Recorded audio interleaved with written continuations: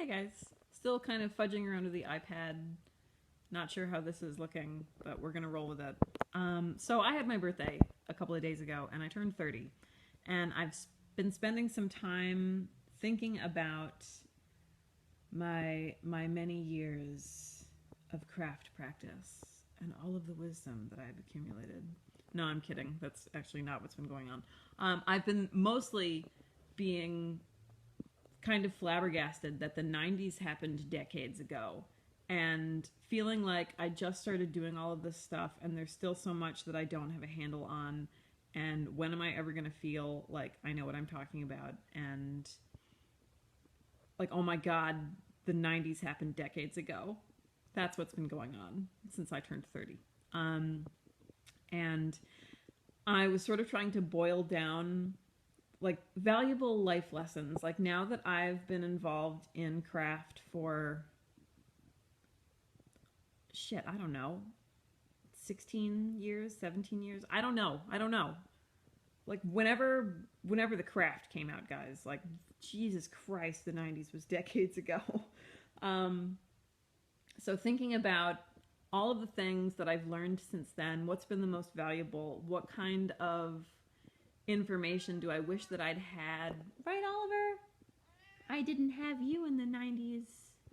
You weren't born yet. Um, what would I pass on? What bits of advice would I give to my 13-year-old self or somebody else who was just getting started? And I came up with sort of three big things that, without getting too esoteric and without getting into gods and magic and this like really important stuff, but just sort of general kind of approaches that I think would be applicable to most people on any variety of pagan path that I could think of, or maybe just in general. Probably just in general. Maybe these could apply to everyone. And again, just to like disclaimer, I do not think that I am gray and wizened because I'm 30. I'm not that naive. But so things. So number one, and I sort of pieced these together in my mind while flipping through my old journals, all of my old like teenage books of shadows and diaries and sketchbooks and whatever, and reading all of the things that teenage Thorn just thought was so important. So there you go. Second kind of disclaimer. So point number one is don't be an asshole. Like, it's so easy to be an asshole in the pagan community. There are so many ways in which you can be an asshole, and now with the internet and all of the gadgets we all have, it's easy to be an asshole faster and more thoroughly than ever before. And just don't do it, because people remember that shit. Like, I can still track down forum posts that I made when the internet was a thing and we were just discovering it in our carefree youth and ruining things with internet forums, and all that stuff is still out there and it's embarrassing. And I was much less of an asshole than a lot of people are, but it happened and it's there forever. And over my many years hanging out with other pagans and interacting at open rituals and festivals and online and whatever, like people can really, really be mean to each other, and they're usually mean about petty, stupid stuff that doesn't matter in the long run. And what I have learned in the last decade and a half it always pays to be nicer. It might pay to be rude immediately. It might feel good. You might be able to like get in some funny jabs or whatever, but it's just not worth it. Just be nice. Be nice to each other. Like, even if the other person is wrong and horrible, yeah. Don't be an asshole. Don't be an asshole to strangers that you meet at festivals. Don't be an asshole to your coven mates. Don't be an asshole to beginners. Don't be an asshole to your elders. Just don't be an asshole. It doesn't pay. The second point. This one is so important.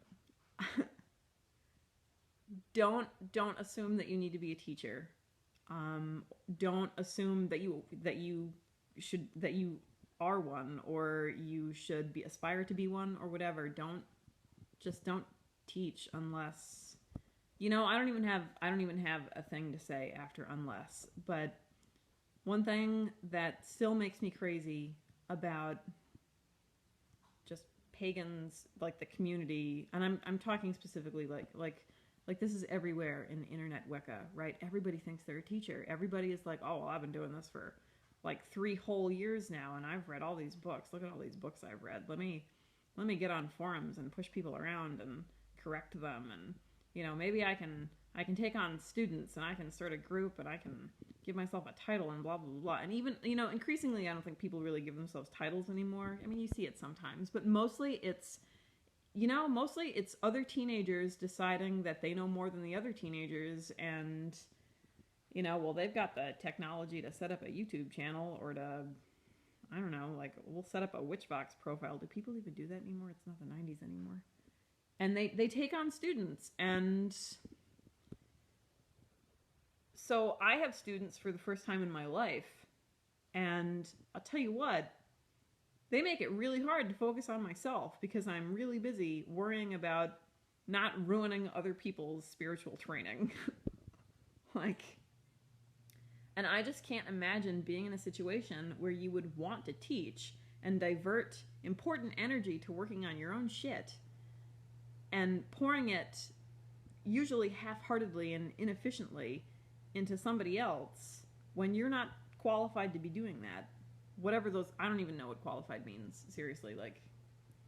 Anyway, don't push yourself to teach. Don't take on students. There's no need to do any of that stuff, especially if you're a solitary, not operating in any kind of tradition. I'm not saying don't give advice. I'm not saying don't make how-to videos. I'm not saying any of that. I'm talking about actually setting yourself up as a teacher, calling yourself a teacher, taking on students or whatever. It's ego. It's all about ego, and nobody cares about your ego. So just don't do that. You don't need to do that. It's bad for you. It's bad for other people. Just don't. And the last point, which has totally slipped my mind, and I should think about taking notes. Oh yeah, I remember. Everything is the most important thing, right? But this one's big. Third thing that I have learned that is important, that I would like other people to realize, because I'm totally right, is that nobody's any realer than anybody else. Nobody cares about your authenticity claims. Nobody cares about how you construct yourself as legitimate. Nobody cares. Outside of whatever tradition you may or may not be a part of, nobody gives a shit. Pagans spend, and witches, especially people who identify as witches or Wiccans or whatever, we spend way too much energy freaking out about what other people are doing, whether or not they're doing it right, telling them that they're doing it wrong, and not focusing on our own shit.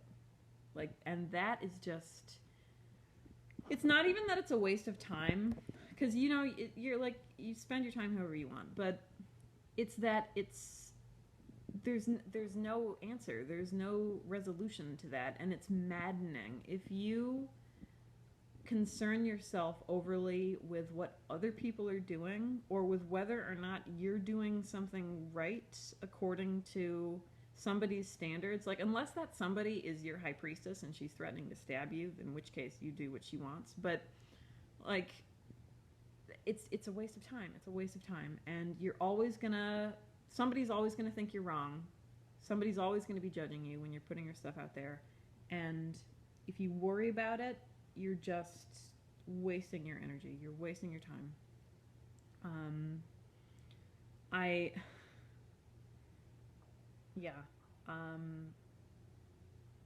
The conversations about authenticity, legitimacy, who's a real witch, the whole traditional versus eclectic, whatever, and it's not to say that I don't hold opinions about these things. I do hold opinions, but I don't really pay.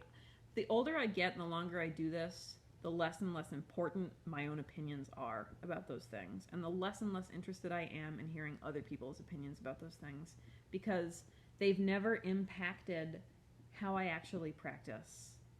You know, like, even within my own tradition, you know, like, the bickering never stops about who's doing it realer and righter than other people who are doing it real and right or whatever. And it's exhausting, and you could just curl up and start crying and not get anything done because you're so busy worried about other people.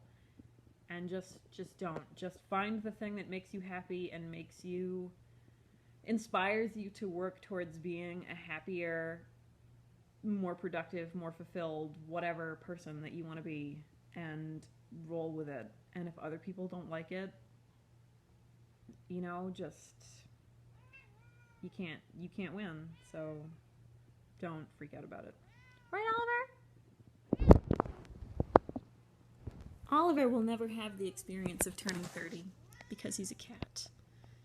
Yeah. You'll always be stunted in that way. Ooh. Alright, this video's gone on long enough. So, hope you guys are having a good night, and I will see you next time.